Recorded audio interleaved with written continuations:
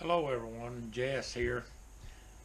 I'm just going to tell you a story today about a time when I was a little boy, about probably 9 years old, 8 or 9 years old. We lived in Russellville, Arkansas, close to the railroad track, and down that railroad track about a half a mile, maybe 3/4 of a mile, there was a little creek that run under the railroad track. It ran through the town and down through there. And me and my brothers, my cousins, my friends, we'd go down there and fish. We'd catch little black perch, little sun perch, and bullhead catfish, and sometimes we'd take bacon strips and tie on our lines and catch big old crawdads, and we'd pick up mussel shells and freshwater mussels, and just prowl around on the creek, just play on the creek. So one day we was sitting there and we decided we'd take our fishing poles and go down to the creek and go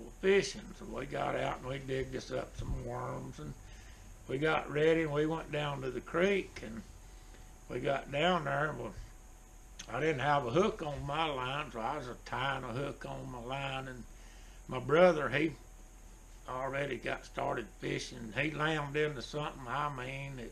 He couldn't even move. It just so hard he couldn't even think about turning it around. So I got my hook tied on, and I throwed my line out there, and I jerked that hook in that thing, and between both of us we managed to drag it out on the bank. And I want you to know that was the biggest, ugliest snapping turtle I ever seen in my life. That big old loggerhead, we got him drug out, and he had a head as big as 2 fists put together. I mean, he was a big one.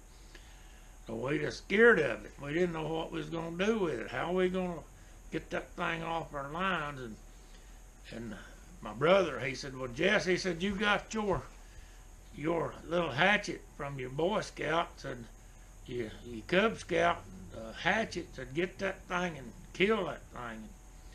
I said, well, I'm afraid it'll jump on me and eat me up. And he said, no. He said, give James your pole. And both of us, they stretched his old neck out with them 2 lines, and I took that little hatchet and being scared, because I just knowed he was going to jump up there and just eat me plumb up. And I come down so hard with that little old hand axe that I whacked that thing's head smooth off one lick and buried my little hatchet blade right up in that dirt and them rocks and that sand, and I got that thing away, and the whole body was still trying to crawl off, but we had it separated. So we got our hooks and got everything ready and started fishing again, and directly I looked over, and that big old head was sitting there and had its mouth open.